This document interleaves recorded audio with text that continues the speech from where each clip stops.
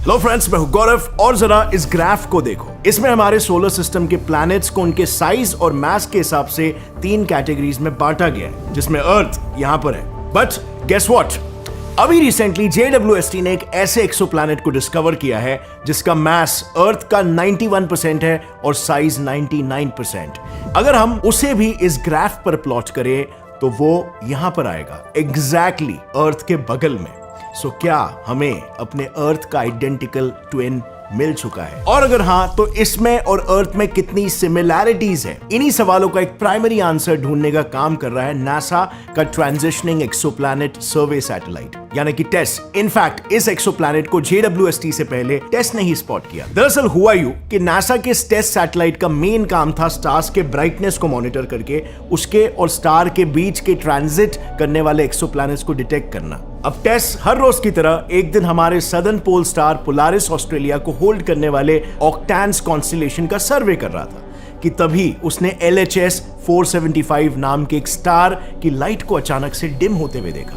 टेस ने फिर तुरंत LHS 475 स्टार के सडन लाइट डिप के ड्यूरेशन और इंटेंसिटी को स्टडी करना शुरू किया और उसके बेसिस पर उसने वहां एक एक्सोप्लैनेट को डिटेक्ट कर लिया जो हर 2 दिन में अपने पेरेंट स्टार के चक्कर काट रहा था। बट एक सेकेंड, यहां पर ऐसे पीरियोडिक डिप्स तो स्टार्स नेचुरली भी दिखाते हैं, जिसमें से एक स्टार के बारे में तो हमने अपने इस रेड जाइंट स्टार वाले वीडियो में खुद कवर किया है। सो क्या नासा ने टेस्ट की मदद से जिस अर्थ लाइक एक्सोप्लैनेट को डिटेक्ट करने का दावा किया है, क्या वो एक फॉल्स पॉजिटिव ऑब्जर्वेशन है? क्योंकि स्टार की खुद की डिमिंग के अलावा बाइनरी स्टार्स जब एक दूसरे के अराउंड रिवॉल्व करते हैं तब भी ब्राइटनेस में डिप आ सकती है, और इन जैसे ऑब्जर्वेशंस को साइंटिस्ट फॉल्स पॉजिटिव कहते हैं। और इसीलिए to tackle this with full certainty NASA ने JWST से टेस के ऑब्जर्वेशंस को फिर से रिविजिट किया और उन्हें पता चला कि LHS 475b एक्सोप्लैनेट एक्चुअल में एग्जिस्ट करता है और वो अर्थ लाइक भी है। Now let me explain you over here. देखो, नासा ने जब JWST की मदद से LHS 475b एक्सोप्लैनेट को लगातार 2 ट्रांजिट पीरियड्स के लिए ऑब्जर्व किया तो उन्होंने ये नोटिस किया कि उस एक्सोप्लैनेट की साइज छोटी होने से उसके पेरेंट स्टार की लाइट में आया हुआ डिप काफी स्मूथ और शैलो है। नाउ इसके विपरीत अगर यही डिप किसी दूसरे कंपेनियन स्टार की वजह से ऑब्जर्व हुआ होता तो वहां पर शार्प पीक्स आते, और साथ ही जैसे आपको बताया प्लैनेट्स की अपनी खुद की कोई लाइट नहीं होती जिससे वो हर लाइट फिल्टर में सेम डिप दिखाते हैं, जबकि स्टार्स की नेचुरल डिप अलग अलग लाइट फिल्टर्स में अलग अलग दिखाई देती है। So this was another proof कि वो डिप एक प्लैनेट की वजह से ही है। फिर एस्ट्रोनॉमर्स ने इस फॉर्मूले और ट्रांजिट में आने वाली डिप से इस newly discovered exoplanet LHS 475b का रेडियस कैलकुलेट किया।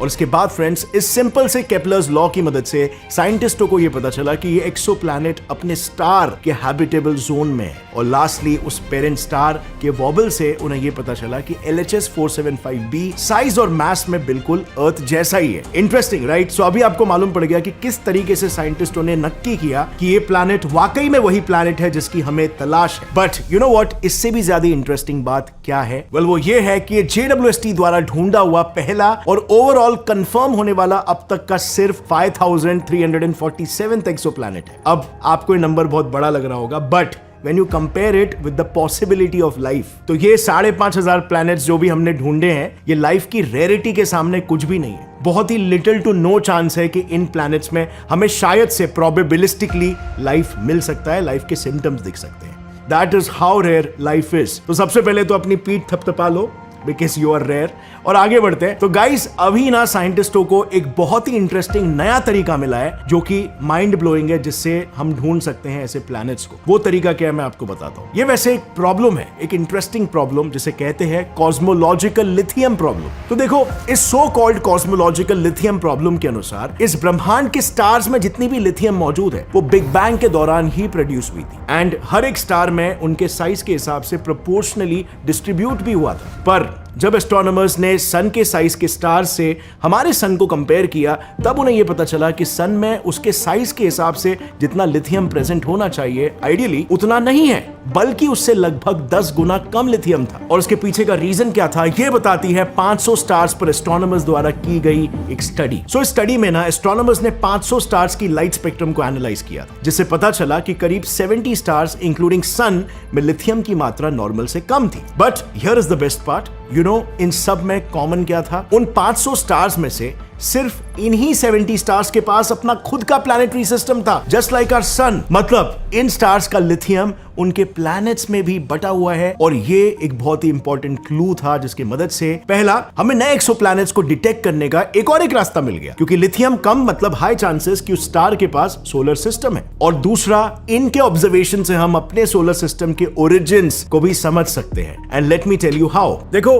As we all know, planets form होते हैं प्रोटोप्लैनेटरी डिस्क से, पर इस प्रोसेस को हमने कभी भी लाइव नहीं देखा था until recently, जब एक एक्सोप्लैनेट डिटेक्शन में पृथ्वी से 32 लाइट ईयर्स दूर एक AU माइक्रोस्कोपाई नाम के स्टार के अराउंड एस्ट्रोनॉमर्स को एक्टिवली प्लैनेट्स बनाती हुई प्रोटोप्लैनेटरी डिस्क दिखी। नाउ जब इस डिस्क को एस्ट्रोनॉमर्स ने स्टडी किया, तब उन्हें यह पता चला कि ये डिस्क जिस तरह के प्लैनेट्स को जन्म दे रही थी, वो प्रोसेस बहुत हद तक अलग था फ्रॉम द वे थियोरेटिकली हमारा सोलर सिस्टम बना हो। I mean, जरा फिर एक बार इस ग्राफ को देखो। इसमें कुछ आपको अजीब नहीं लगता? इसमें हमारे सोलर सिस्टम के प्लैनेट्स को उनके साइज और मास के बेसिस पर असेंडिंग ऑर्डर में अरेंज किया गया है। लेकिन हमारे सोलर सिस्टम में अर्थ के बाद नेपट्यून तक पहुंचने के लिए साइज और मास में एक बड़ा जंप आता है। एंड दिस इज वियर्ड, क्योंकि हमारे सोलर सिस्टम ने छोटे बड़े सभी प्लैनेट्स को जन्म दिया, लेकिन इस साइज और मास के प्लैनेट को बनाने के बारे में उसने सोचा तक नहीं। And on the other hand, हमने अब तक जितने भी प्लैनेटरी सिस्टम्स डिस्कवर किए हैं, उनमें इस गैप को फिल करने वाले कई सारे प्लैनेट्स ऑब्जर्व हुए हैं, जिन्हें एस्ट्रोनॉमर्स सुपर अर्थ्स कहते हैं। अब वैसे तो सुपर अर्थ्स बाय डेफिनेशन सिर्फ साइज और मास में अर्थ से बड़े होते हैं, बट रीसेंट डेटा के हिसाब से साइंटिस्टों ने यह दावा किया है कि यही super Earths actually Earth like life forming capabilities भी रखते हैं। इनफैक्ट इनका तो एनवायरनमेंट लाइफ फॉर्मेशन के लिए अर्थ से भी ज्यादा कंड्यूसिव है, क्योंकि आपको यकीन नहीं होगा, मगर किसी भी प्लैनेटरी सिस्टम में सुपर अर्थ्स के होने से वो स्टार सिस्टम काफी जल्दी स्टेबल हो जाता है, क्योंकि इन प्लैनेट्स के मास की वजह से उनकी ग्रेविटी जुपिटर जितनी ज्यादा भी नहीं होती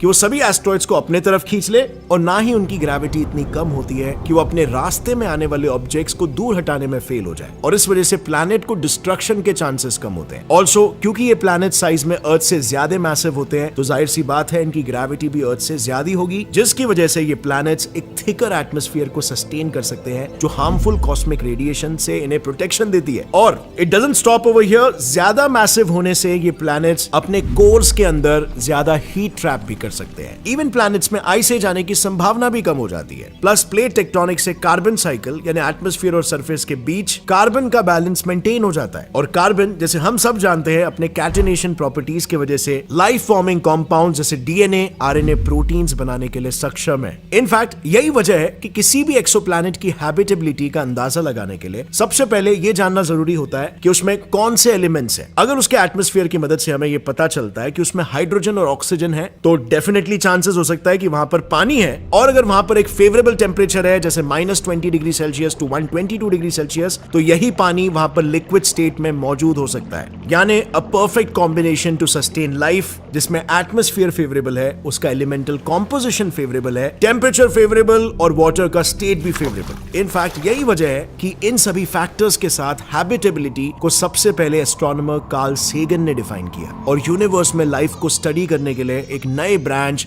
एस्ट्रोबायोलॉजी को ही इजाद कर दिया। फिर हबल लॉन्च के 5 सालों में ही एस्ट्रोनॉमर्स को पहला एक्सोप्लैनेट 51 पेगासस बी मिला, और उसके बाद फिर रेस्ट इज हिस्ट्री। जैसे जैसे एक्सोप्लैनेट्स की तादाद बढ़ती गई, एस्ट्रोनॉमर्स ने उन्हें 4 कैटेगरीज में डिवाइड किया। First, terrestrial planets like Earth. Second, super Earths जो अर्थ से बड़े हैं लेकिन नेपट्यून से छोटे और बीच का गैप फिल करते हैं। कैटेगरी 3, नेपट्यून्स यानी नेपट्यून जैसे आईसी प्लैनेट्स। और category 4, gas giants like Jupiter. अब हैबिटेबिलिटी के 4 क्राइटेरियाज के हिसाब से जब एस्ट्रोनॉमर्स ने इन 5347 एक्सोप्लैनेट्स को क्लासिफाई किया, तो उन्हें 62 ऐसे प्लैनेट्स मिले जो हैबिटेबल थे, और उनमें से भी 42 एक्सोप्लैनेट्स रेड ड्वार्फ स्टार्स के अराउंड रिवॉल्व कर रहे थे। और ऐसा इसीलिए क्योंकि रेड ड्वार्फ स्टार्स की जो लाइफ स्पैन होती है वो ट्रिलियन ईयर्स तक की होती है, और इतने ज्यादा टाइम के लिए स्टेबल होने की वजह से इन स्टार्स के अराउंड प्लैनेटरी सिस्टम फॉर्मेशन के चांसेस काफी हाई हो जाते हैं। बेसिकली स्टेबिलिटी जितनी ज्यादा समय तक रहेगी, उतने ज्यादा लाइफ के उत्पन्न होने के चांसेस बढ़ जाते हैं। और साथ ही रेड ड्वार्फ्स सन से कंपैरेटिवली ठंडे होने की वजह से उनके करीब ऑर्बिट करने वाले प्लैनेट्स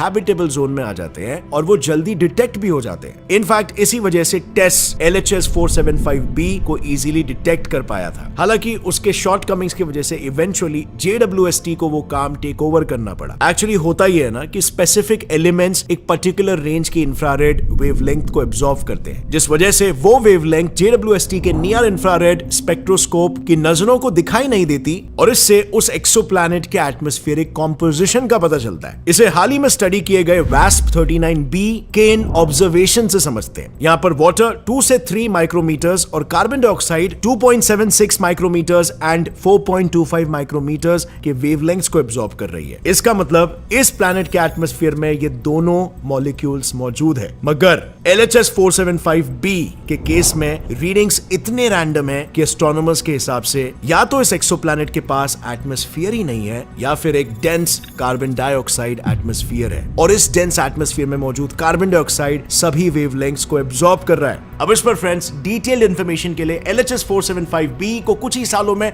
JWST के मिड इंफ्रारेड इंस्ट्रूमेंट मिरी से 5 से 28 माइक्रोमीटर्स की वेवलेंथ पर फिर से ऑब्जर्व किया जाएगा, क्योंकि इससे वो एलिमेंट्स / मॉलिक्यूल्स भी डिटेक्ट होंगे जो नियर इंफ्रा लाइट एब्जॉर्ब नहीं करते हैं और अल्टीमेटली एस्ट्रोनॉमर्स LHS 475b की हैबिटेबिलिटी का एक होलिस्टिक आंसर दे पाएंगे। But friends, you know what, ये प्लैनेट्स तो कुछ भी नहीं है। ऐसे भी कुछ प्लैनेट्स हैं जो पृथ्वी से कहीं ज्यादा हैबिटेबल है, यानी हम इन्हें सुपर हैबिटेबल प्लैनेट्स कहते हैं। और यहां पर आप चले गए ना तो मानो आपके अंदर सुपर पावर्स आ जाएगी। अब ये कौन से प्लैनेट्स हैं और पृथ्वी से कितने दूर है और यहाँ पर लाइफ कैसे पॉसिबल हो सकती है, इसे ऑलरेडी मैंने इस वीडियो में डिटेल में कवर किया है। काफी इंटरेस्टिंग प्लैनेट्स हैं जो आपका माइंड ब्लो कर देंगे कि यूनिवर्स में ऐसे ऐसे प्लैनेट्स भी हो सकते हैं। अगर आपको देखना है तो यहाँ पर क्लिक करके you can watch that video, interesting video. और फ्रेंड्स, इस वीडियो से आपको कुछ भी नया सीखने मिला, एक लाइक जरूर ठोकना, subscribe to get set fly science channel and stay curious and keep learning, keep growing. जय हिंद।